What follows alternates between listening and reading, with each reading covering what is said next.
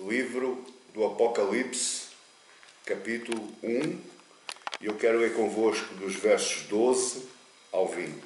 Apocalipse 1, dos versos 12 ao 20.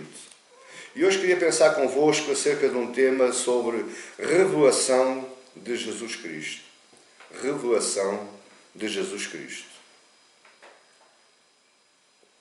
Apocalipse 1, versos 12 ao 20, diz assim: Voltei-me para ver quem falava comigo, e, voltado, vi 7 candeeiros de ouro. E no meio dos candeeiros um semelhante a filho de homem, com vestes talares, e cingido à altura do peito com uma cinta de ouro.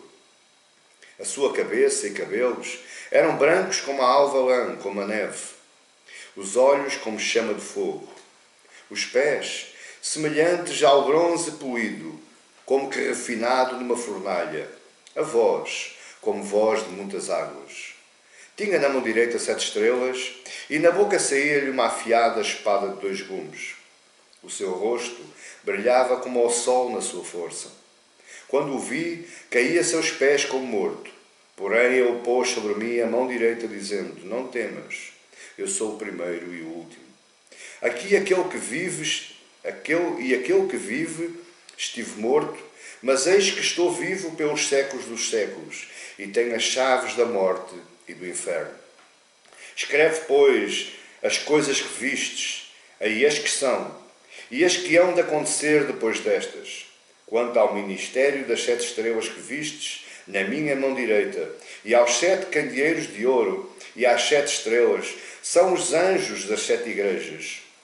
E os 7 candeeiros são as 7 igrejas. Que o Senhor Santo Espírito possa iluminar os nossos corações, iluminar as nossas mentes, levando cativo a nossa mente de todo e qualquer problema, para que nós possamos entender e compreender esta palavra que eu creio que será transportada por mim, mas enviada pelo próprio Deus aos corações de todos aqueles que me ouvem. Que o abrir dos meus lábios e o meditar do meu coração sejam, meu Pai, agradáveis na Tua presença, para a Tua honra e para a Tua glória. Em nome de Jesus Cristo. Amém. Glória a Deus. Revelação de Jesus Cristo. Esta é uma continuação do estudo do livro do Apocalipse, e quem me conhece, quem me já tem ouvido pregar, sabe que eu, quando começo estudando um livro, há sempre umas situações que nós temos que estudar antes de entrar no próprio livro. Porque começar a estudar um livro da Bíblia sem ter consciência do contexto do livro, para quem ele foi escrito, na data que foi escrito, por quem foi escrito, qual é o objetivo do livro, nós não vamos entender a continuação do livro. Se Deus assim o permita, na próxima mensagem eu irei entrar já no livro propriamente dito, começando já pela carta à igreja de Éfeso. Mas hoje eu queria fechar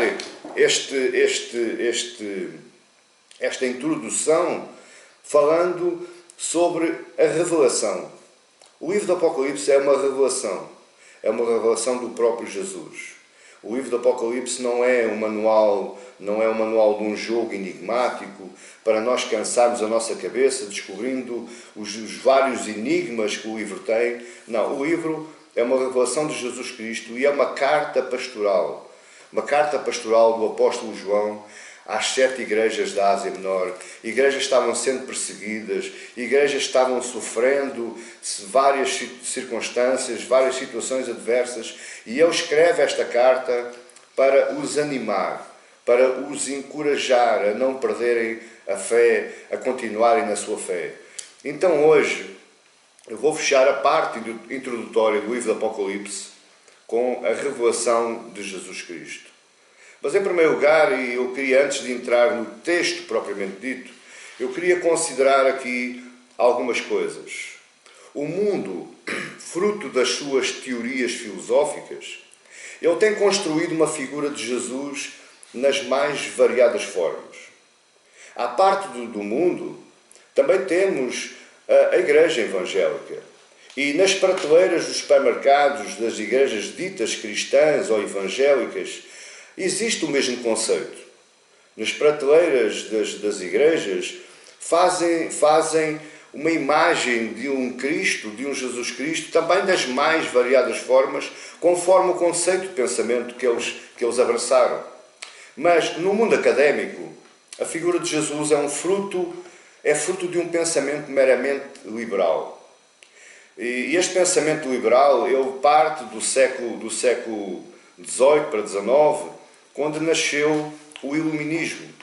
E o Iluminismo, ele pensa de Jesus um pensamento sem divindade alguma, apenas contendo ensinamentos éticos dignos de serem seguidos. Fruto do marxismo, existe também a teologia da libertação. Eles veem, estes pensadores marxistas, eles veem Jesus como um mero eticista, ou seja, um especialista em ética humana. Mas também fruto do secularismo existe a teologia da prosperidade que está inundando todo o nosso mundo evangélico. Eles apresentam um Jesus milagreiro, um Jesus resolvendo toda e qualquer circunstância da vida humana.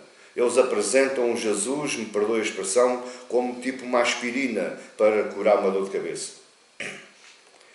Mas, meus queridos, a Igreja precisa do Jesus da Bíblia. A Igreja precisa, mais do que nunca, do Jesus do Apocalipse. Chega de andarmos deturpando a imagem de Jesus. Chega de andarmos deturpando a obra de Jesus. Chega de andarmos deturpando o nome de Jesus. E muitas vezes deturpamos em nosso próprio favor, em nosso próprio prazer. Entenda uma coisa. Quanto mais eu estudo, quanto mais eu leio, quanto mais eu analiso, mais à minha cabeça me vem a ideia do que o cristianismo histórico está esfriando. Ele está se tornando completamente trivial. É um hábito, é um costume. Não, se não for hoje, é amanhã. O cristianismo histórico ele está se tornando hoje como um cristianismo de entretenimento. As pessoas gostam de ir à igreja porque lá têm 2 horas de prazer, lá vêm, confraternizam com pessoas, abraçam, dão beijinhos, tomam um café, tomam um lanchinho. Este é o nosso cristianismo hoje. Não é o cristianismo da Bíblia, não é o cristianismo apostólico, é o cristianismo implementado pela mente humana. Mas deixe que eu lhe diga, quem pensa assim está pensando mal. Porque a Bíblia nos informa que Jesus não veio para entreter. Jesus não veio para abraçar. Jesus não veio para complementar um conjunto de pessoas para que elas se sintam bem. Não. A Bíblia nos informa que Jesus veio para lançar fogo na terra. Ele veio para trazer espada. Ele veio para trazer justiça. E ele próprio diz isso em Mateus 10. Não penseis que vim trazer paz à terra. Eu não vim trazer paz, mas espada. Agora a grande pergunta é, e eu gostava que você interiorizasse isso hoje aí, onde você me está vendo. A grande pergunta é esta. Estará o mundo num processo de se tornar maior e mais significativo do que de Cristo Jesus? Estará o mundo tentando um processo em que o próprio mundo fique mais importante daquele que criou o mundo? A outra questão que eu faço é se é assim, não irá a nossa fé colapsar? Porque, meus amados irmãos, não nos iludamos. Ou você acredita em Cristo, ou você acredita no mundo. Se você acreditar em Cristo, a sua fé vai sendo aumentada, vai sendo fortalecida. O Espírito Santo vai trabalhando mais e mais. Esse é o processo de santificação de um homem. Agora, se você acredita no mundo e nas conquistas do mundo, você vai perder a sua fé. Você vai colapsar. Na verdade, pensando assim, nós tornamos-nos realmente numa geração completamente trivial. Nós buscamos a Deus somente por causa dos nossos próprios prazeres e das nossas próprias necessidades. Se há um problema, buscamos a Deus. Se há uma dor, uma enfermidade, nós buscamos a Deus. Mas quando tudo está bem, não me canso de dizer, eu nunca vi ninguém clamar a Deus em louvor e em adoração quando tudo está bem. Quando tudo está bem, as coisas parecem que são mais importantes em nós e Deus aí fica em segundo lugar. Deus fica em segundo plano. E isto deve-se aos falsos mestres. E isto deve-se aos falsos ensinamentos. E isto deve-se aos falsos pastores, aos lobos que vestem peles de cordeiro e que andam enganando e usurpando o povo. E já nos dias de Paulo isto acontecia. Isto não é nada novo, meus queridos. Se nós lermos em 2 Coríntios 11, olha o que é que Paulo diz. Se na verdade, vindo alguém, prega outro Jesus que não temos pregado, ou se aceitais espírito diferente que não tens recebido, ou evangelho diferente que não tendes abraçado, a esse do aumento tolerais. O que Paulo está aqui a dizer é que mais depressa eu atendo a um falso mestre do que atendo àquele que prega o verdadeiro evangelho. Do que atendo àquele que lhe fala a verdade ao seu coração. Embora essa verdade possa ser interiorizada no seu coração em género de fogo, ou ela entre em forma de espada. Porque, meu amado irmão e irmã, meu querido e minha querida, a palavra de Deus dói a ouvir. A palavra de Deus fere. A palavra de Deus nos tira do conforto do nosso sofá e nos coloca no conflito da verdade. Mas qual é o problema de pregarmos a um Jesus diferente dos apóstolos? Você pode me dizer, pastor, mas eu posso pregar um Jesus diferente. Mas isso acarreta problemas para nós. Isso acarreta problemas para quem ouve. Primeiro, as pessoas tornam-se religiosas. Mas ao se tornarem religiosas, elas ficam sem justificação. Elas ficam sem poder para vencer o pecado. Elas ficam sem poder para vencer as paixões. Porque é Cristo quem nos liberta. É o Espírito Santo quem nos convence. É Ele que trabalha nos nossos corações. E Paulo vai dizer em Colossenses 2, se morreste com Cristo para os rudimentos do mundo, porque como se vivesseis no mundo, vos sujeitais a ordenanças. Não manuseeis isto, não proveis aquilo, não toqueis aquilo outro, segundo os preceitos e doutrinas de homens, pois que todas estas coisas com o uso vos destroem. Tais coisas, com efeito, têm aparência de sabedoria, como culto de si mesmo e de falsa humildade. Valor ascético, todavia, não têm valor algum contra a sensualidade. Tornar-se religioso é experimentar uma coisa inútil, é viver uma coisa sem sentido, é viver uma coisa que não lhe vai trazer prazer, não lhe vai aliviar a sua alma, não vai acalentar o seu coração. Então nós precisamos do Jesus dos apóstolos. Nós precisamos do Jesus do Apocalipse. Mas em segundo lugar, pregar um Jesus que não é o Jesus dos apóstolos é pregar um Jesus que não salva. Irmãos, venho-vos lembrar, 1 Coríntios 15, 1. Irmãos, venho lembrar-vos o Evangelho que vos anunciei, o qual recebestes e no qual ainda perseverais. Por ele também sois salvos, se retiverdes a palavra tal como vou-a preguei, a menos que tenhais crido em vão. O que Paulo está aqui a dizer, que o único Jesus que salva, o único Jesus que liberta, o único Jesus que cura a alma, o espírito, a mente, é o Jesus dos apóstolos, é o Jesus da Bíblia. Então não creia em outro Jesus que não este. Não creia em outro Jesus que não o Jesus do Apocalipse. Não creia em imitações. E isto que eu estou dizendo Ele nos reverte para as páginas do Apocalipse. Se você quer conhecer a Jesus, é no Apocalipse que ele está. Ele diz aí, no verso 1 do capítulo 1, revelação de Jesus Cristo que Deus lhe deu para mostrar aos seus servos as coisas que em breve devem acontecer e que ele, enviando por intermédio do seu anjo, notificou ao seu servo João. Repare uma coisa interessantíssima, que nós quando lemos parece que não nos diz nada. Mas existe aqui neste texto que eu li, no verso 1 do capítulo 1, uma proposição que vai fazer todo o sentido. Veja bem, revelação de. Esta proposição de tem um duplo sentido. Primeiro, o primeiro sentido é que ele é uma revelação sobre Jesus Cristo. Revelação de Jesus Cristo. Revelação sobre Jesus Cristo. E depois, ele tem uma suprema autoria, que é Jesus. Ou seja, é uma revelação sobre Jesus que vem por intermédio de Jesus.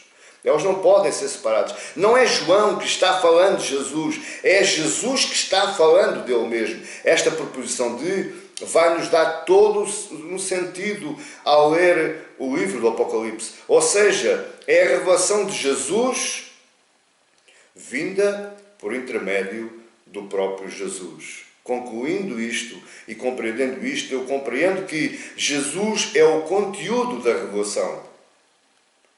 É o meio pelo qual Deus se revela ao povo.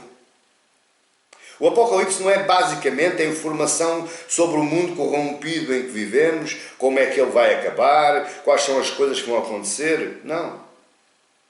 O Apocalipse é uma revelação sobre Jesus Cristo. E é Ele mesmo que fala sobre Ele mesmo. Nos acontecimentos passados, nos presentes, nos futuros, eles servem, estes acontecimentos que todo o livro fala e que nós ao longo do tempo vamos falar neles, porque existe uma muito má interpretação sobre o livro do Apocalipse. Muitas vezes já me disseram, pastor, eu já li a minha Bíblia toda menos o Apocalipse. O Apocalipse é horroroso. O Apocalipse é um verdadeiro filme de terror. E é verdade. Se você não tiver ideia de quem é ou sobre quem é o Apocalipse, este Apocalipse torna-se um filme de ficção científica. Um filme de autêntico terror. E você não quer ler, você não quer encontrar maravilhas que estão descritas neste livro. Eu tenho-me deliciado ao estudar este livro. João, quando escreveu às 7 igrejas, Éfeso, Esmirna, Pérgamo, Tiatira, Sardes, Filadélfia e Laodiceia, aquele povo, quando ouviu ler esta carta de João, eles se maravilharam, eles se alegraram. E você pergunta, mas e então aquelas coisas? Aquelas coisas eles compreenderam perfeitamente. Porque você não pode olhar para o livro do Apocalipse e levar à letra tudo o que está escrito. Isto não é literal. Isto tem muita figura, tem muita analogia. E nós vamos entender essas analogias ao longo do tempo que caminharmos por este livro fora. Agora entenda. Tirar o foco de Jesus deste livro, nada mais resta neste livro. Tirar o foco de Jesus deste livro, nada mais resta na própria vida. Este livro é um livro de vida. Este livro é um livro de consolo. Este livro é um livro de paz. Este livro tem que nos trazer paz à nossa alma. Porque ele está falando de um Deus vitorioso. E não só está falando de um Deus vitorioso, mas está falando de um povo que é vitorioso porque ele foi vitorioso. O que é que quer dizer com isto? Imagine que eu tiro este livro da Bíblia. O que é que acontece? É como se nós retirássemos o último capítulo de um ou qualquer outro livro. Você lê a história toda, aquele romance todo, mas chega ao finalzinho, o capítulo de conclusão, você retirou, você não percebe nada. Se eu retirasse o Apocalipse da minha Bíblia, eu pensava assim, Jesus falhou. Porque o mundo continua de mal a pior. As guerras continuam, as pestes continuam, os terremotos, tudo estas coisas. O mundo, o próprio mundo, é cada vez mais mau. Não há volta a dar. Podem existir conselhos de paz, pode existir aquilo que existir, porque o mundo vai ficar sempre de mal a pior. Agora, temos o livro do Apocalipse que nos vai alentar. O livro do Apocalipse nos vai consolar, porque o livro do Apocalipse vai nos dizer que Cristo, embora à nossa vista hoje parece que ele falhou, mas ele é vitorioso. Ele, no fim, ele vai demonstrar a todo o mundo a sua glória. E nós, que acreditamos neste Jesus, nós seremos gloriosos com ele também, porque ele nos arrebatará. Sabendo o tipo de revelação, que revelação é esta, nós facilmente compreendemos que Jesus não é uma figura de destaque no hall da fama da religião. Não. Jesus é Deus que se fez homem. Jesus é o próprio Deus que desceu e encarnou em forma de homem e andou no meio de nós. Jesus é Deus que se fez homem e que passou as mesmas necessidades que você está passando. Passou as mesmas dores, as mesmas angústias, frustrações, desânimos. Sentiu cansaço, sentiu fome, sentiu sede, sentiu agonia. E logo nos primeiros versículos da Bíblia, nós compreendemos que Jesus é o centro de todas as coisas. Há quem diga, de forma errada, que você é mais do que tudo, que você é mais do que vencedor, que você pode tudo. Você até surfa nas ondas da fé. Fazem de si o centro do coração de Deus, o que não é verdade. Jesus é o centro do coração de Deus. Jesus é o centro do coração de Deus. Você é o presente que Deus concedeu a Jesus por causa da conclusão da sua obra. Olhe comigo. Uma coisa interessante que eu descobri há bem pouco tempo. Se você reparar nos 4 evangelhos, Mateus, Marcos, João e Lucas, ou Lucas e João, não interessa, você vai reparar que nenhum dos evangelhos nos informa de como é que Jesus era fisicamente. Nós nos evangelhos não sabemos se ele tinha cabelo comprido, se ele tinha cabelo louro, castanho ou preto, se tinha olhos azuis, amarelos, verdes, castanhos, pretos, se era alto, se era baixo, se era gordo, se era magro. Os evangelhos não nos relatam isso. Eles não nos descrevem como Jesus era fisicamente. Os evangelhos nos revelam quem Jesus é, ou quem Jesus era e quem Jesus é hoje. Deus. Mas nenhum deles revela como ele era fisicamente. Apenas no livro do Apocalipse nós vamos encontrar imagens analógicas do Cristo Jesus. Sem o Apocalipse revelando a Jesus, a Bíblia estava completamente incompleta. Mas deixe que eu lhe diga uma coisa, ainda antes de entrar no texto que eu li. A imagem do Apocalipse não é uma imagem, não é um retrato exato. Você não pode olhar como João estava aqui dizendo que a sua cabeça e cabelos eram brancos como a alva-lã, os olhos como chamas de fogo, os pés semelhantes ao bronze polido. Se você começar a interiorizar um Jesus desta forma, literalmente, parece que estamos a ver um filme dos Transformers. Isto não é literal, isto não é um retrato exato, isto tem sentidos para a nossa vida. Isto tem sentidos para a Igreja de Cristo. O Apocalipse apenas nos dá uma imagem do ser de Deus em Cristo Jesus. Pensa assim comigo. O Apocalipse é uma pintura impressionista. Você já viu Pablo Picasso? Você entende alguma coisa daqueles riscos? Mas se você for perguntar ao Pablo Picasso que riscos são aqueles, ele explica-lhe um por um o sentido de cada risco. Assim é o livro do Apocalipse. É uma pintura impressionista que nos mostra quem Jesus é em essência. Na realidade, João aplica várias analogias na falta de melhores argumentos. Se você reparar, não só aqui no capítulo 1, existem mais 6 visões que João teve de Cristo de formas totalmente diferentes. Apocalipse 5, versos 6 e 7. Capítulo 12, versos 1 ao 6. Capítulo 14, verso 1. 14, verso 14. Capítulo 19, verso 16. Capítulo 22, dos versos 12 ao 17, você vai encontrar várias analogias de João em relação ao Cristo Jesus, e todas elas de forma completamente diferentes.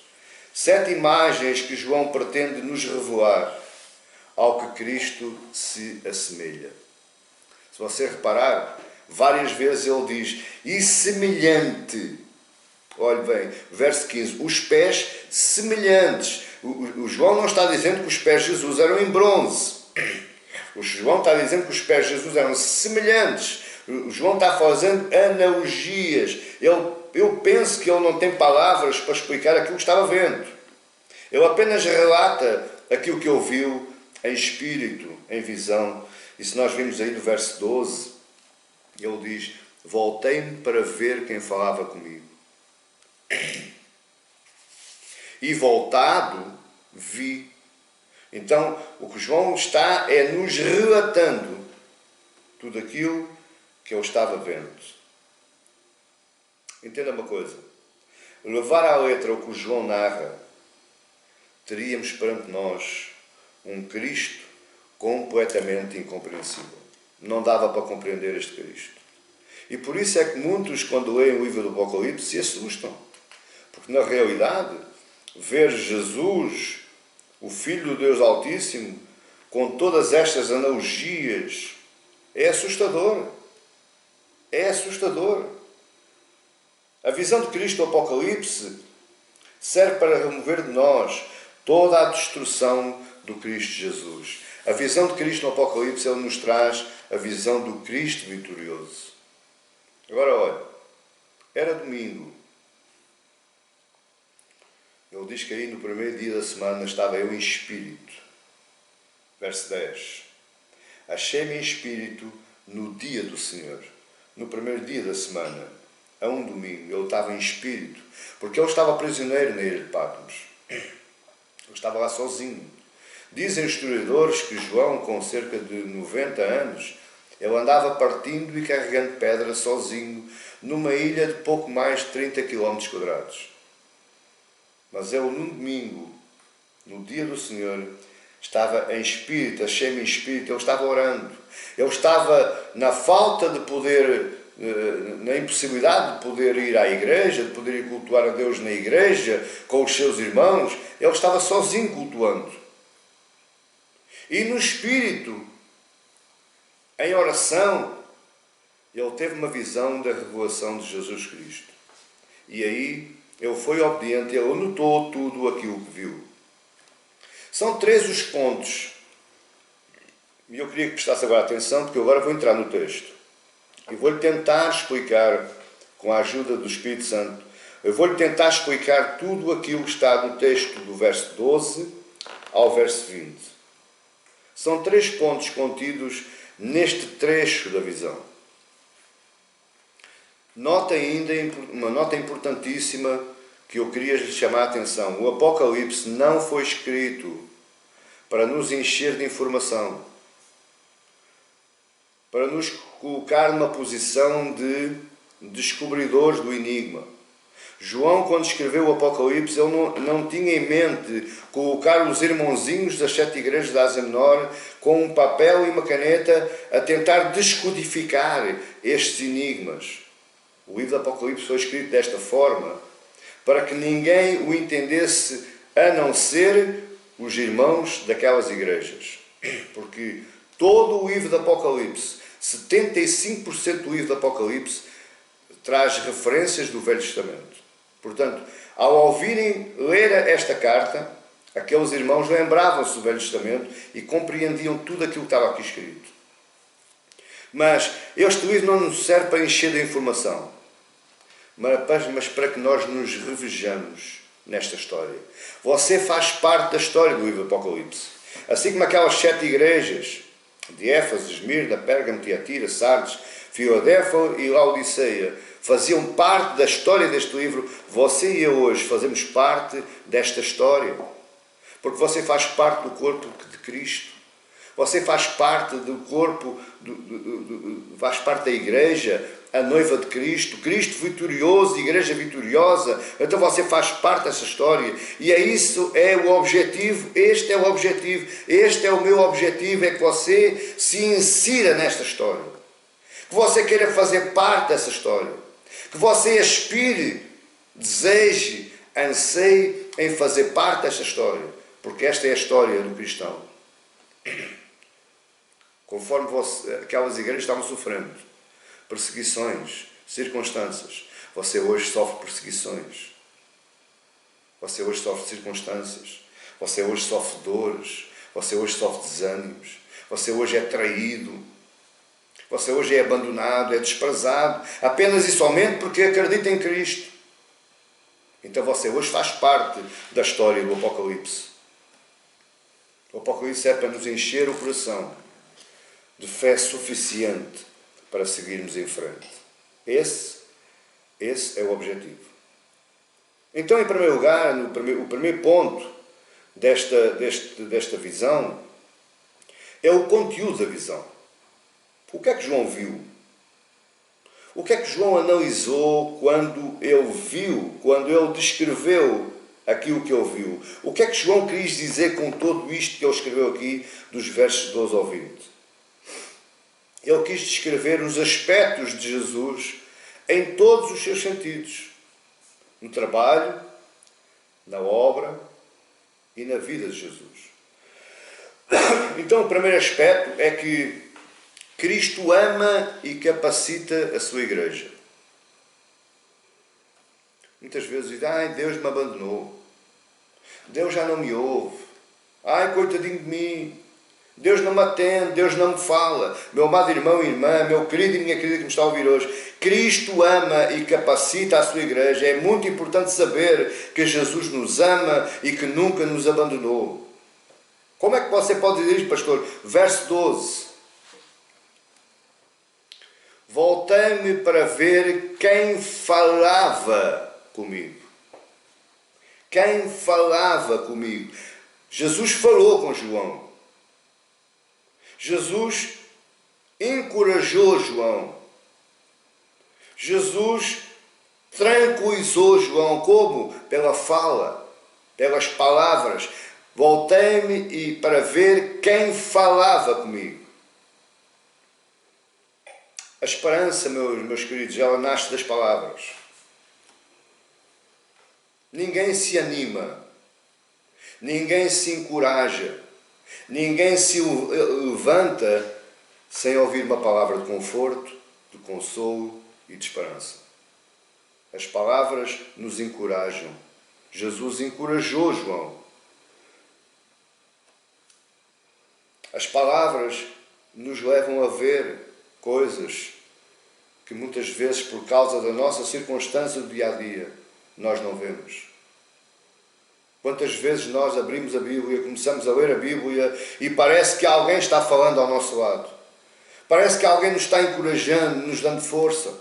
Quantas vezes, meus queridos, nós vamos conduzindo o nosso carro e vêm palavras da Bíblia à nossa cabeça e nós nos encorajamos. Nós saímos cabisbaixo da nossa casa, mas nós chegamos ao nosso trabalho com outro estado de espírito. Porquê? Porque as palavras de Cristo vieram aos nossos ouvidos. As palavras nos encorajam. Voltei para ver quem fala comigo. E voltado, vi 7 candeeiros de ouro. Quem são estes candeeiros? A resposta está no verso 20. Quanto ao ministério das 7 estrelas que viste na minha mão direita, e aos 7 candeeiros de ouro, as 7 estrelas são os anjos das 7 igrejas. E olha agora, os 7 candeeiros são as 7 estrelas. Os candeeiros As 7 igrejas da Ásia Menor, para a qual a carta foi escrita em primeiro lugar, elas representam a igreja no seu todo. Aquelas igrejas de há 2000 anos atrás, elas representam a igreja do século XXI. Aquelas 7 igrejas representam a igreja no planeta inteiro. E a igreja, meu amado irmão, representa para Jesus mais do que o ouro. Porque ele diz, vi 7 candeeiros de ouro. João podia ter dito, vi 7 candeeiros de bronze. Vi 7 candeeiros de ferro. Vi 7 candeeiros de prata. Não, João foi buscar o metal mais precioso. Vi 7 candeeiros de ouro. Então, isto me leva a crer que Jesus ama a sua igreja. Jesus ama a igreja mais do que você ama o ouro. E entre estes candeeiros estava Jesus. Diz aí no verso 13. E no meio dos candeeiros, no meio da igreja, um semelhante a filho de homem. O soberano que se fez carne. O soberano que desceu e encarnou. E andou no meio de nós. O que João nos quer dizer é que o próprio Deus anda com a igreja. O que João nos quer dizer é que o próprio Deus nunca abandonou a igreja. Mas note bem uma coisa importante. O candeeiro, para ter alguma utilidade, o candeeiro para brilhar, ele precisa de óleo. O que nos leva a entender que o Espírito de Deus continua habitando na igreja. O Espírito de Deus continua habitando na igreja. Eu já lhe vou dar uns textos em que fala do brilho da igreja. Fala do brilho dos candeeiros. Por mais sofrimento que nos leva a pensar que Deus nos abandonou, por mais dor, por mais angústia, por mais mágoa, lembre-se, nós somos os candelabros de ouro. Nós somos os candeeiros de ouro, que no meio dos quais está o Cristo Jesus, aquele que é semelhante a um filho de homem. Cada um de nós, como um todo, precisa da comunhão do corpo de Cristo. Por isso me faz às vezes uma séria confusão quando alguém me diz, eu não preciso de ir à igreja para louvar a Deus. Eu não preciso de ir à igreja para ouvir a voz de Deus. Toda a Bíblia me informa, me ensina das mais diversas formas que a igreja tem que estar unida. A igreja tem que ter comunhão. Eu não posso mandar a minha mão sozinha trabalhar. Quando vai a minha mão, vai o meu corpo todo. Eu não posso querer que o meu corpo caminhe sem os meus pés. Onde vai os meus pés, vai o meu corpo todo. Então, a igreja é o conjunto, é a composição do corpo de Cristo. Esse é o aspecto que João nos está ensinando. Cada um de nós, como um todo, cada um como um todo, precisamos da comunhão do corpo de Cristo. Cada um de nós, como um todo, precisamos de brilhar. Cada um de nós, como um todo, precisamos de Cristo andando no meio de nós. Mas temos um segundo aspecto. Primeiro é que Ele ama e capacita a sua igreja. Mas o segundo aspecto é que Cristo intercede pela igreja. Verso 13.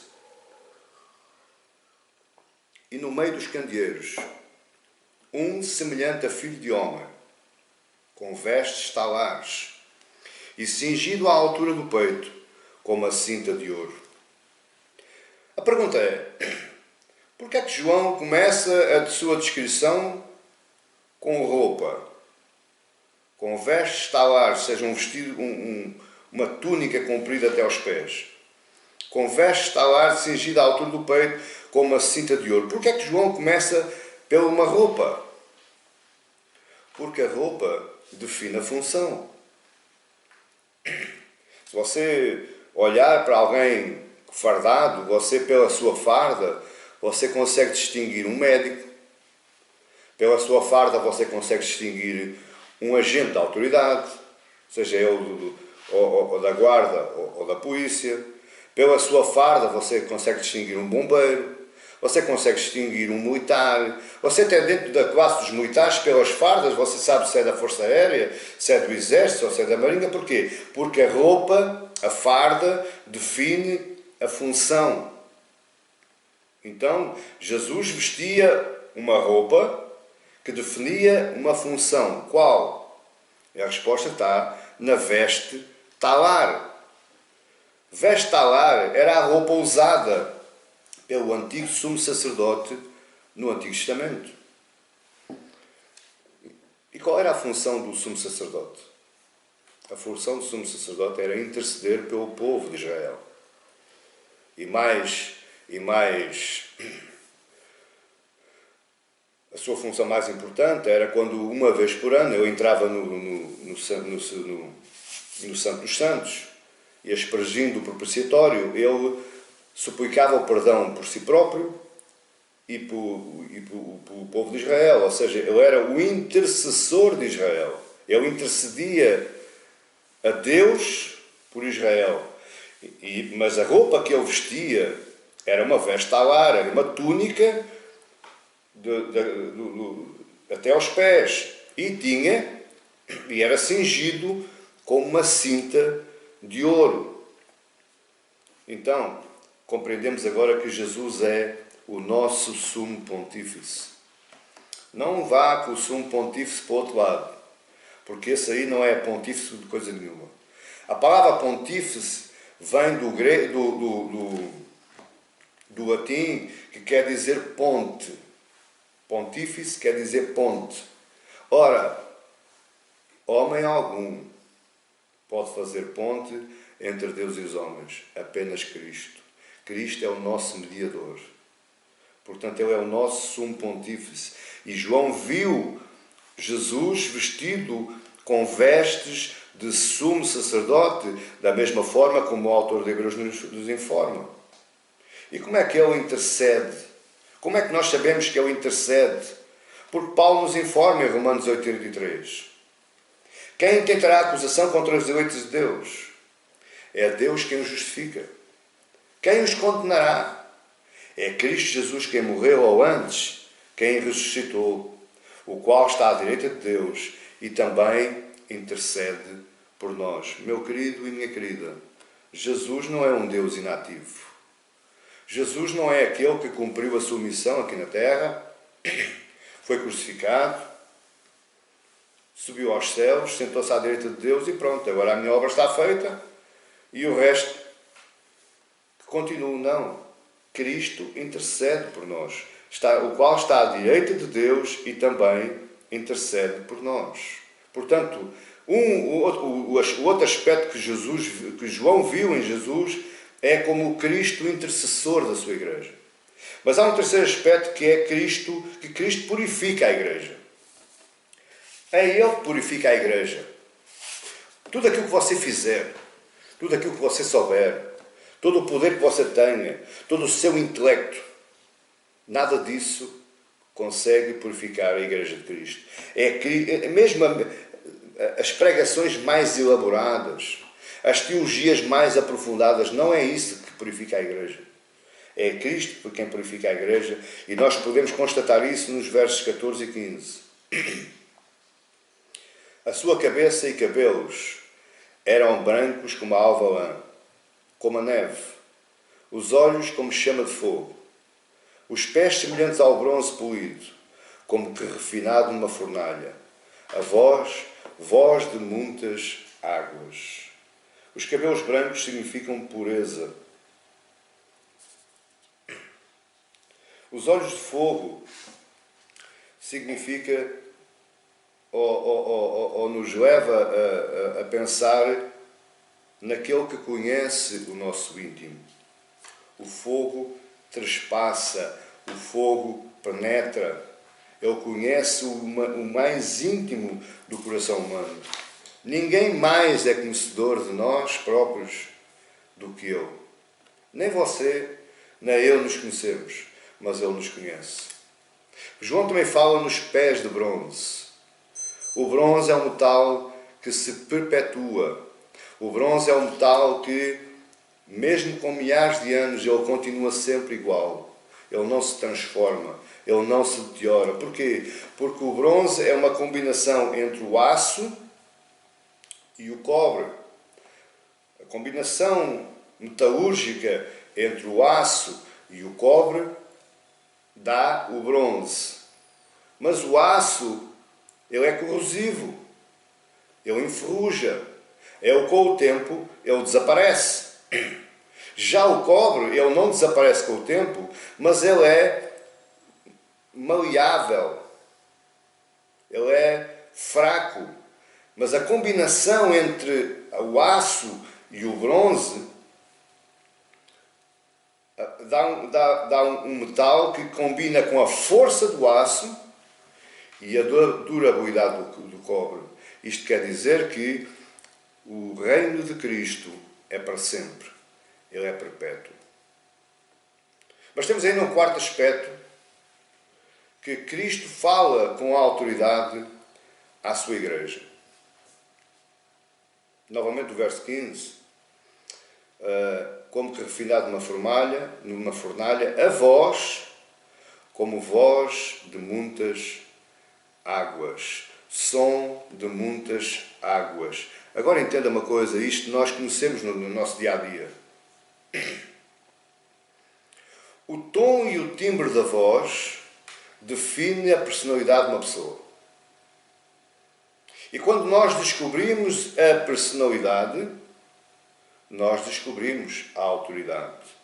Jesus estava falando como o som de muitas águas. Eu imagino João naquela ilha de Patmos, rodeado de águas por todos os lados. Aquele mar Egeu é um mar bruto, e o som das ondas batendo naquelas rochas, e ele estava ouvindo Jesus no meio daquele barulho das águas batendo naquelas rochas. Lembro-me do Salmo 29, e o salmista diz: ouve-se a voz do Senhor sobre as águas, troveja o Deus da glória, o Senhor está sobre as muitas águas. A voz do Senhor é poderosa, a voz do Senhor é cheia de majestade. A voz do Senhor quebra os cedros, sim, o Senhor despedaça os cedros do Líbano. Ele os faz saltar como um bezerro, o Líbano e o Sirion como bois selvagens. A voz do Senhor despede chamas de fogo. A voz do Senhor faz tremer o deserto. O Senhor faz tremer o deserto de Cádiz.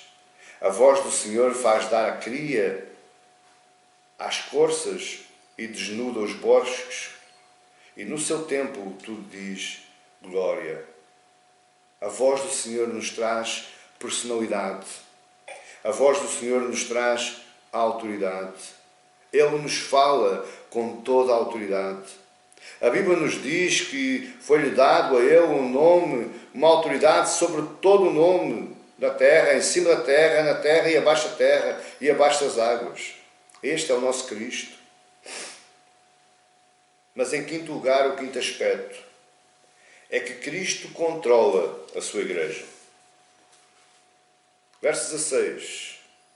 Tinha na mão direita 7 estrelas, e da boca saía-lhe uma afiada espada de 2 gumes. O seu rosto brilhava como o sol na sua força. Tinha na mão direita. Porquê é que João não escreveu mão esquerda? Porquê é que João não diz tinha nas mãos? Porquê é que João diz tinha na mão direita? Porque o povo de Israel sabia, estava habituado aos reis, aos imperadores, e eles sabiam que a mão direita continha o anel e o cetro da autoridade. Então João está dizendo que Cristo, Jesus, tinha na mão direita 7 estrelas, e da sua boca saía uma afiada espada de 2 gumes, e o seu rosto brilhava como o sol na sua força. E nós vamos outra vez descobrir quem são as estrelas. Vamos outra vez ao verso 20.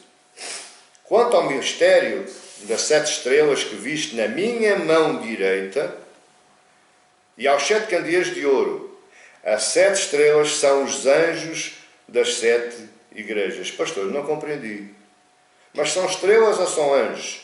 Então, quem são os anjos, então? Eu creio convictamente, através dos meus estudos, através de aprofundar com comentários de outros mestres, outros teólogos, e é de consenso geral que estes anjos que Jesus fala aqui são os anjos das 7 igrejas.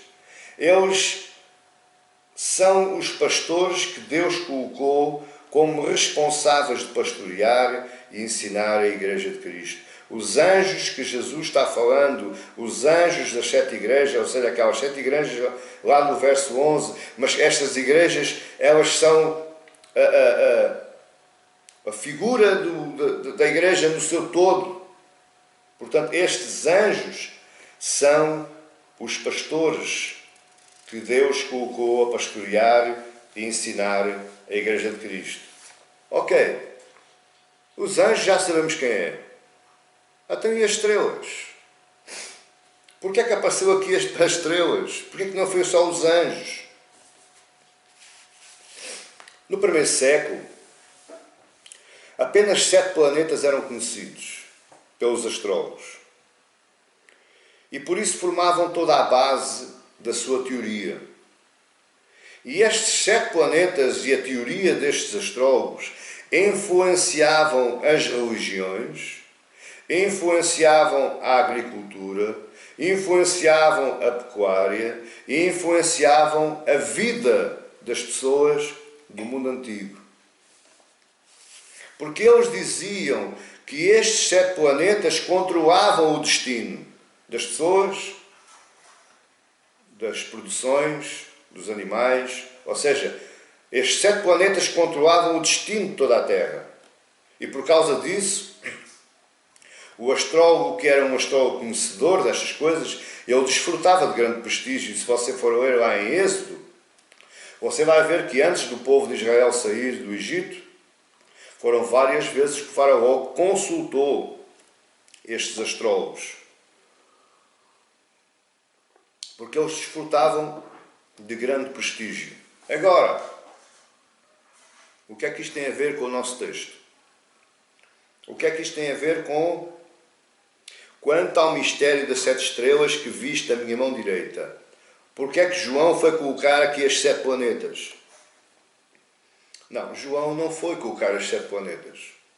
João foi dizer àquele povo daquela época que estava habituado a estas coisas que o destino de toda a humanidade, porque eles viam estes 7 planetas como o destino da humanidade. Então, nas palavras de João, o destino de toda a humanidade estava na mão direita de Jesus. Jesus controlava o destino de toda a humanidade. Jesus controla hoje o destino de toda a humanidade. Toda a humanidade está na sua mão direita. Ele é controlador.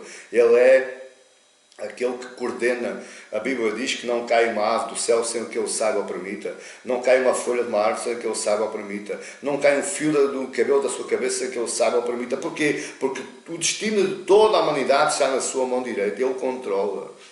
O Senhor tem os líderes da igreja na sua mão direita. Ele controla a sua igreja.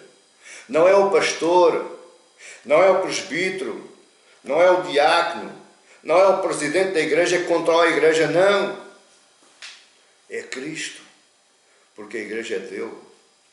Porque ele é a cabeça da igreja. Você não acha estranho se o seu pé um dia começar a dizer para andar para trás e você querer andar para a frente? Não. A cabeça coordena o pé. A cabeça coordena a mão. Portanto, ele controla, ele tem tudo na sua mão direita. E olha que eu lhe vou dizer uma coisa. Ai daqueles que se dizem chamados por Deus e usurpam o povo. Ai daqueles que se dizem chamados por Deus e deturpam a palavra divina. Ai daqueles que se dizem chamados por Deus e mancham os púlpitos das igrejas. Levam o povo em direção ao abismo. Ai desses. Por isso deixo que eu lhe dê um conselho. Busque a igreja, mas uma igreja que o auxilie na verdadeira interpretação bíblica. Não vá, como eu disse ainda há pouco, como eu comecei ainda há bocado, não vá em imitações. Busque o Cristo do Apocalipse. Busque a igreja que fala do Cristo do Apocalipse.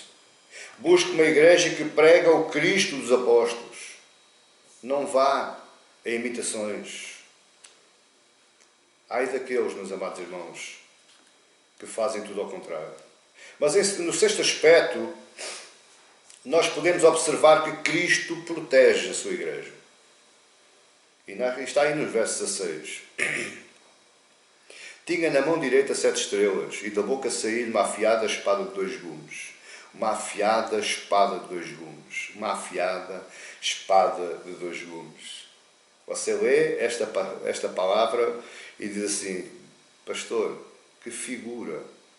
Então da boca sai uma espada. Coisa estranha.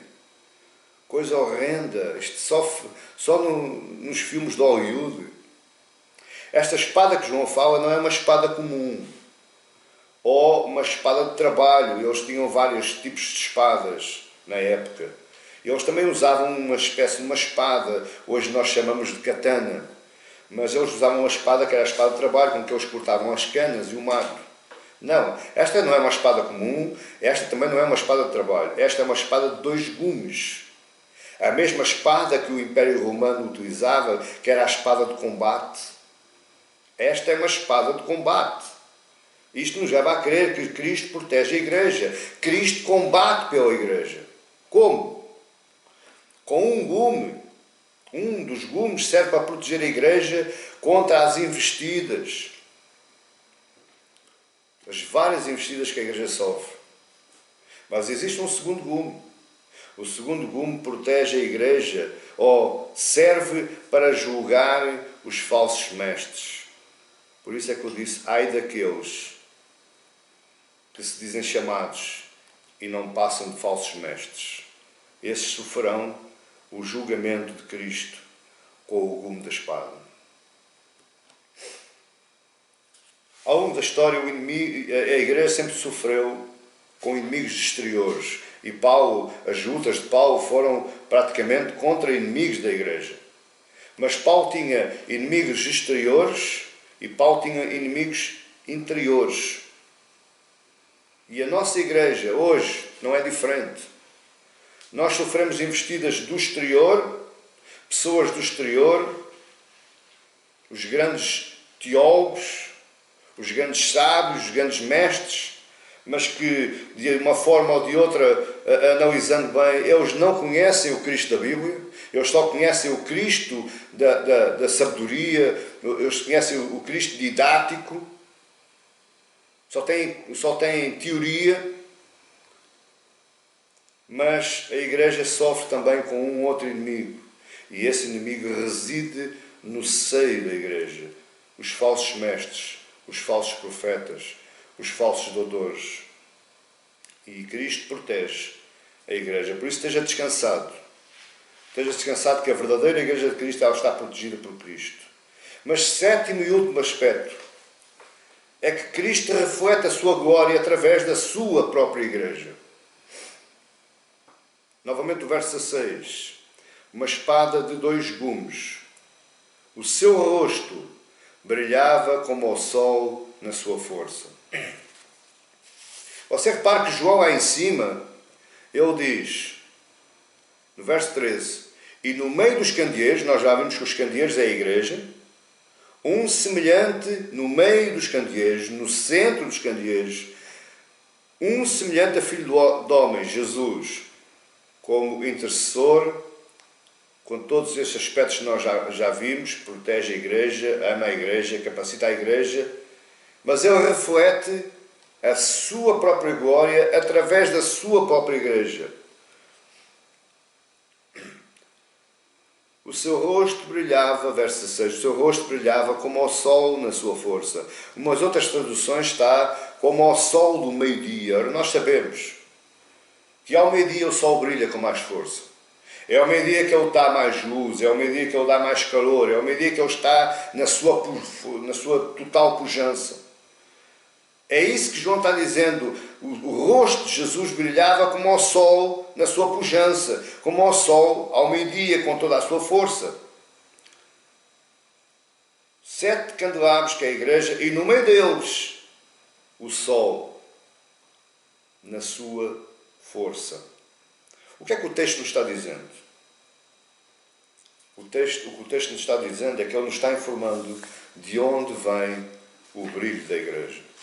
A igreja não brilha por causa de uma placa. A igreja não brilha pelo tamanho do templo. A igreja não brilha pelos sermões elaborados do pastor. A igreja não brilha pelos cursos do pastor. A igreja não brilha pelas orações que o pastor faz. Não. A igreja brilha porque Cristo está brilhando no meio da igreja.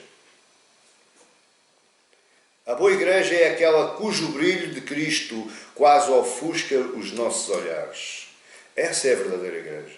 A verdadeira igreja é aquela que reflete. Eu tenho uma analogia que eu gosto muito. Imagina um farol. Sabe o que é um farol? Está lá nas encostas, nas rochas. E o farol serve para que os navios, ao passar nos dias de nevoeiro, eles veem aquela luz, ouvem aquela sineta e eles sabem que ali há rocha. O farol serve para guiar. Mas se você alguma vez, se nunca foi, vá um dia a um farol, dentro de um farol, e o farol é constituído por uma lâmpada fortíssima no meio, e ao redor da lâmpada estão espelhos côncavos, em que ao passar na luz eles vão refletindo a luz. Assim é a igreja. O farol é Cristo. A lâmpada é Cristo. Mas a igreja é os espelhos. Todo o povo ao redor, ele vai ver a glória de Cristo, porque ela é refletida pelos espelhos que são a igreja. Ora, nenhuma igreja consegue refletir Cristo se não falar Cristo. Nenhuma igreja consegue refletir Cristo se não falar da revelação de Jesus Cristo. Nenhuma igreja consegue refletir Cristo se não falar no Evangelho de Cristo. Porque esse é que é a lâmpada, é o centro, é o sol brilhando na sua força. É Cristo que está no meio da igreja. Olha o que é que Juízes diz. Juízes capítulo 5, verso 31. Assim, ó Senhor, pareça a todos os teus inimigos. Porém, os que te amam, olha agora, presta atenção. Porém, os que te amam brilham como o sol quando se levanta no seu esplendor. E a terra ficou em paz 40 anos. Os que te amam, a igreja que ama a Cristo, ela vai brilhar porque Cristo é que brilha. A igreja que ama a Cristo, ela vai brilhar porque Ele está lá e Ele vai refletir para os espelhos. E todo o mundo vai ver, aquela é uma igreja de Cristo.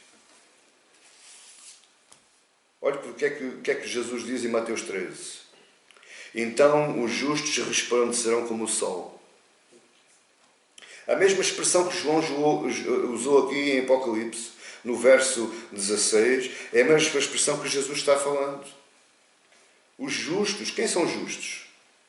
A igreja. Os crentes. Aqueles que amam a Cristo. Aqueles que agarram, pegam na cruz e seguem após Ele.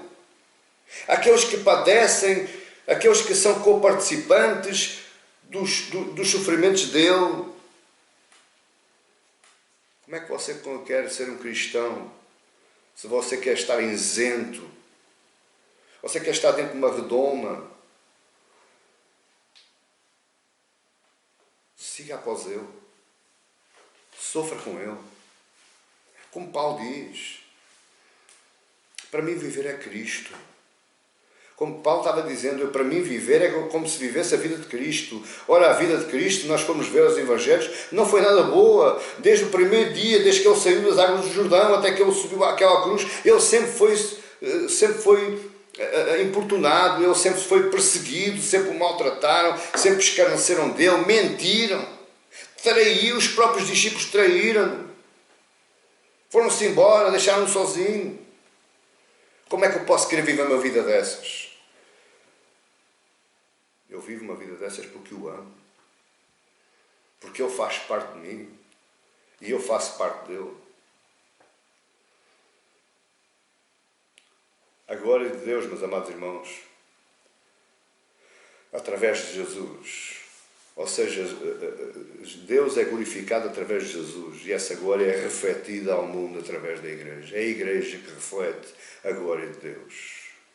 Então não ofusque a glória de Deus. Abra a sua boca. Não se retrate. Não sinta medo, não sinta vergonha de dizer que é cristão. A minha vida não serve de exemplo para ninguém.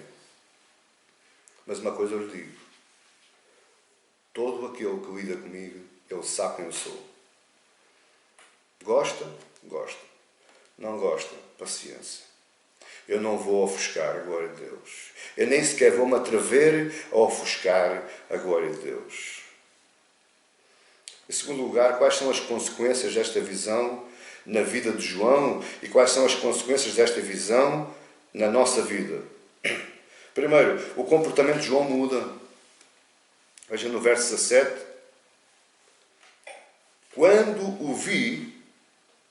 eu vi este homem de cabeça e cabelos brancos, os olhos com chama de fogo, os pés semelhantes ao bronze polido, a voz como voz de muitas águas, da boca saía-lhe uma espada de 2 gumes, o seu rosto brilhava como sol na sua força. Quando eu vi-o, ele diz, caí a seus pés como morto. Caí a seus pés como morto. Repara uma coisa muito interessante. Há muita gente que cai para trás e diz que teve uma visão de Deus. Eu caí para trás.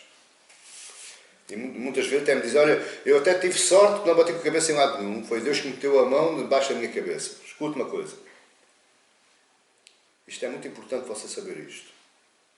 João diz, quando o vi, caí a seus pés como morto. Esta palavra de cair a seus pés como morto é cair com a boca, literalmente é isto, na tradução grega, no sentido da tradução grega, literalmente é isto. João caiu com a sua boca no pó. Toda a Bíblia nos fala das teofanias de Deus, das aparições de Deus aos homens, e eles caíram com a boca, com a face no pó, para a frente, como se fosse morto. Você nunca viu um morto? A não ser que o empurra, mas geralmente a tendência é sempre cair para a frente. Está a entender? Portanto, a primeira consequência é que o comportamento de João muda. Agora deixe que eu lhe diga uma verdade. As pessoas mudam de comportamento em consequência da visão que têm de Cristo. Se você tem uma visão fraca de Cristo, você tem um comportamento muito fraco enquanto cristão.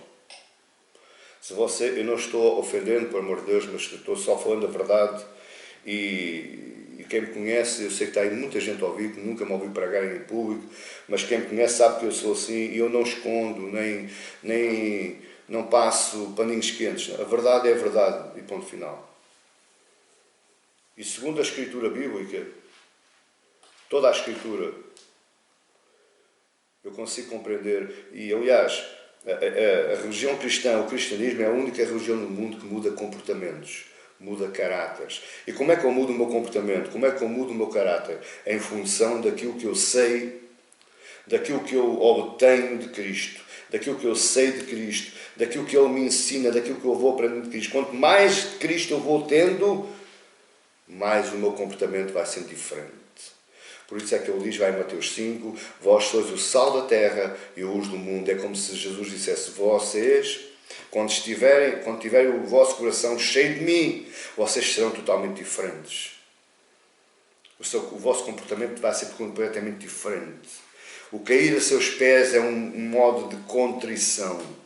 Eu fico contrito, eu caio com a minha boca no pó, porque eu sou pó, porque eu não sou digno de estar olhando para Ele, porque a minha posição é aos pés dEle. E digo-lhe uma coisa, meu amado irmão, o lugar mais alto onde eu quero estar é aos pés de Cristo. Eu não me importo estar com a minha boca no pó na sua presença. Mas em segundo lugar, ele cria uma convicção. Versos 17 e 18. Quando o vi cair a seus pés como morto. Porém ele põe sobre mim a mão direita e diz: não temas, eu sou o primeiro e o último. Aquele que vive estive morto, mas eis que estou vivo, pelos séculos dos séculos, e tenho as chaves da morte e do inferno. Espera aí. João já estava contrito. João já estava com a boca no pó. Para que é que Jesus estava dizendo: eu sou o primeiro e o último, aquele que vive estive morto, mas é que estou vivo pelos séculos dos séculos, e tenho as chaves da morte e do inferno? Porquê é que Jesus fez isso? Porquê é que Jesus juntou mais informação a João? Ele já sabia que estava perante o Deus Altíssimo, o Deus Criador de todas as coisas. Ele já sabia que estava perante o Cristo, o ungido de Deus. Porquê é que Jesus juntou mais esta informação? Porque apesar de todo o nosso sofrimento, apesar de toda a nossa dor, toda a nossa frustração, toda a nossa decepção, apesar de nós já estamos fartos de ouvir este e aquele, falar desta e daquela forma, apesar de ouvirmos falar de uma Bíblia que não é igual à nossa, porque a interpretação deles parece que não tem nada a ver com a nossa Bíblia, nós continuamos servindo a um Deus vitorioso e eterno. Aquele que nos coloca a sua mão direita sobre o ombro. Sabe o que é colocar a mão direita sobre o ombro? É acarinhar, é dar carinho, é consolar. É isso que Cristo está fazendo a João. Mas em terceiro lugar, nós temos um compromisso. Está aí no verso 19. Escreve, pois, as coisas que vistes, e as que são, e as que hão de acontecer depois destas. Escreve. João testemunhou daquilo que viu. João não guardou para ele. João foi obediente, ele teve um compromisso com Cristo. É como se João tivesse dito: sim, Senhor, eu vou escrever tudo. E eu vou enviar tudo para as 7 igrejas. E as 7 igrejas vão enviar para outras igrejas. E as outras igrejas vão enviar através dos tempos, até que hoje estamos nós aqui conversando, por causa do compromisso, da obediência de João. E é isso que Cristo está esperando de nós, é compromisso. O cristão tem que ser um homem e uma mulher de compromisso. Chega, meu querido e minha querida. Chega de ir para a igreja só por um hábito. Chega de ir para a igreja porque é aquele dia que está marcado, o pastor marcou à quinta, o pastor marcou à terça, o pastor marcou ao domingo, então é esses dias que eu vou. Chega. Isso não é compromisso. Isso é religião. Isso não é compromisso. Isso é hábito. E o que Deus está pedindo de nós é compromisso. Independentemente se a sua família o vai abandonar, se os seus amigos vão deixar de falar, independentemente se os seus colegas vão começar a colocá-lo de parte, esqueça isso, compromissa-se com Deus. É isso que Ele quer de nós. A Igreja de Cristo tem que ter compromisso com Cristo. O testemunho que temos que dar é o testemunho daquilo que temos visto, é o testemunho daquilo que temos assistido, é o testemunho daquilo que temos usufruído, a presença de Cristo. E hoje mais do que nunca, se você ainda é daqueles que está vivo, agradeça a Deus. Agradeça a Deus. Se a sua ação ainda não lhe bateu à porta, agradeça a Deus. Mas que coisas são estas que João viu? Escreve, pois, as coisas que viste, as coisas que vistes. Que coisas são estas? A condição da igreja e o estado do mundo. Sem dúvida nenhuma. Você pode não compreender este ponto agora, mas ao longo de todo o livro do Apocalipse nós vamos compreendendo que Cristo está falando a João do estado da igreja e do estado do mundo. As coisas que João viu apresenta Cristo em contraposição ao mundo. As coisas que João viu apresenta Cristo em contraposição a certas teologias de certas igrejas. Cristo não é nada daquilo que falam, não é nada daquilo que apresentam. Cristo é aquilo que João está escrevendo. Porque, conforme eu lhe disse, nós estamos falando hoje, o tema de hoje é revelação de Jesus Cristo. Revelação sobre Jesus Cristo por intermédio do próprio Jesus. E o que é que acontecerá, diz aí no verso 19? As que estão acontecendo, não é? Naquela época, na nossa época, e as que hão de acontecer depois destas. O que é que vai acontecer mais depois destas coisas? O dia do Senhor. O dia da justiça. E é esse dia que você e eu devemos ansiar. É esse dia que você e eu devemos esperar com toda a força do nosso coração. A sua vida, ela deve ser em função deste dia. Este vai ser o dia da reunião do noivo e da noiva. Se você não sabe, no Oriente Médio, não é nada igual a hoje. No Oriente Médio, um jovem escolhia uma jovem, ou o pai do jovem escolhia uma jovem para o seu filho.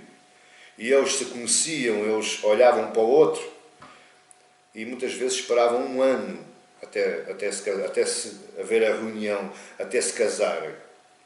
Imagina o que é o coração daquele jovem e o coração daquela jovem. Mas este ano nunca mais passa. E eles estão ali contabilizando dia após dia, hora após hora, até chegar ao dia marcado para se unirem, para estarem juntos, para viverem juntos para toda a vida. É assim, meu amado irmão e irmã, que nós temos que viver. É ansiarmos por esse dia, que ainda não chegou, mas ele vai chegar. É vivermos esse dia, dia a dia. Vivermos o dia de hoje como se fosse o amanhã fosse esse dia. É assim que nós vivemos, é assim que João nos está falando. Mas o terceiro e último ponto, e eu estou terminando já, é a comoção de João. E a pergunta é esta, primeiro. Para que é que existe este Apocalipse? Para que é que João escreveu isto? Tão confuso, tão terrorento, tão sem nexo muitas vezes. Uma besta que sai do mar com 7 cabeças, 10 chifres, coisas assim, mais um dragão que fala alto, um outro. Para que João escreveu isto? Nas primeiras mensagens eu expliquei, mas eu vou falar. João escreve este Apocalipse para consolar os crentes em sofrimento. Os crentes que estavam sofrendo naquelas igrejas da Ásia Menor. Mas também os crentes que estão sofrendo hoje. E você pode ser um deles. João escreveu este Apocalipse para si. Para encorajar. João escreveu este Apocalipse para encorajar a igreja perseguida. E perseguição, meus queridos, não é só o que está sofrendo alguns países da África, ou da China, ou da Coreia, ou outros assim. Não. Ser perseguido muitas vezes é o desprezo que lhe dão. Quando você abre a sua boca e diz que é cristão, e as pessoas riem-se de si, troçam de si, já me chamaram mariquinhas. Até já me disseram que eu só sou cristão porque eu não sei mais nada. Isso é perseguição. O Apocalipse foi escrito para pessoas dessas. O Apocalipse foi escrito para preencher o vazio das almas sem Cristo. Alguém escreveu algo majestoso que é a alma de um homem é um buraco tão grande que só a presença de Deus o pode preencher. O Apocalipse preenche o vazio das nossas almas. Porque o Apocalipse nos dá ânimo. O Apocalipse nos dá consolo. Eu gostava que você, ao final da leitura do Apocalipse, você terminasse lá no capítulo 22, verso 21, com um sorriso. Dizendo, agora sim, agora estou cheio. Agora estou cheio de Cristo. Agora estou cheio de Deus. Mas a pergunta é: o que é que João tinha para ver lá na ilha de Patmos? Já falei com alguns pastores que foram. Eu nunca fui a Israel. Nem nunca fui para aquela zona lá da Grécia. Aquela zona da Grécia. Mas alguns pastores foram à ilha de Patmos. E eles dizem que é um dia de caminho até à ilha. Vêm à ilha e é mais um dia de caminho para voltar. E quando se pergunta o que é que eles viram na ilha de Patmos, eles respondem nada. Era realmente isso que João tinha para ver na ilha de Patmos. Mas João viu, voltei para ver comigo, e voltado vi. O que é que João viu? Cristo. Esta é realmente a descrição do mundo que nos cerca. Nós hoje, você hoje está vivendo prisioneiro numa ilha de Patmos. Você não vê nada, você não se satisfaz com nada, você não tem prazer em nada, tudo sai errado, as pessoas são mentirosas, as pessoas são maldosas, as pessoas utilizam-no enquanto durar, enquanto não durar, colocam-no de parte. Você está vivendo numa ilha de Patmos. Mas eu quero hoje, em nome de Jesus, que você hoje veja Cristo na sua vida. Que você hoje tenha Cristo no seu coração. Que você hoje se encha de Cristo. Mas se a sua alma está vazia, hoje, e você não consegue ver nada, veja a Cristo. Se você não reconhece nada que o encante neste mundo, então você está no ponto certo.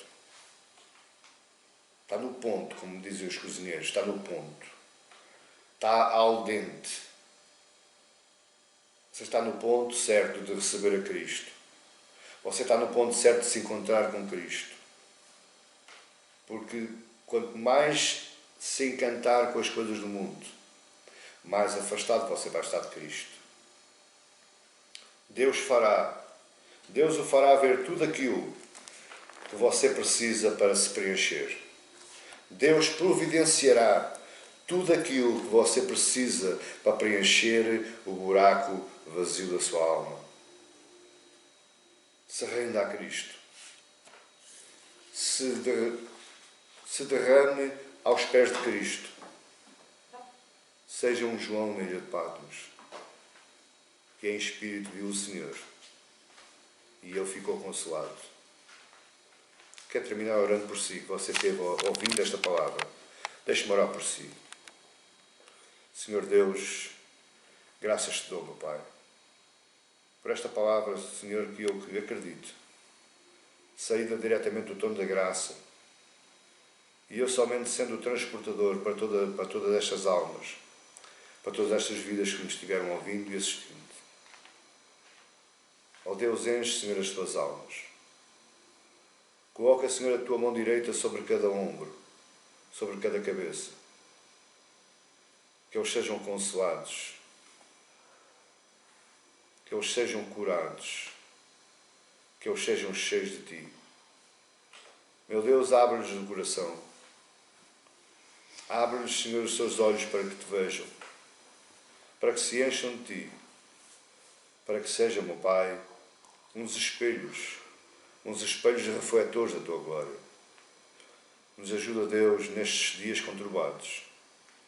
Estamos passando, meu Pai, não sei, mas estamos passando situações talvez diferentes das situações daquelas igrejas. Mas no fundo em nada são diferentes. São situações que muitas vezes, por causa do desespero, nos afastam de Ti. Nos afastam, Senhor, pensando que Tu já não nos ouves, que Tu nos abandonastes, que Tu já não nos amas. Mas esta palavra nos trouxe alento ao nosso coração. E ela nos trouxe conhecimento.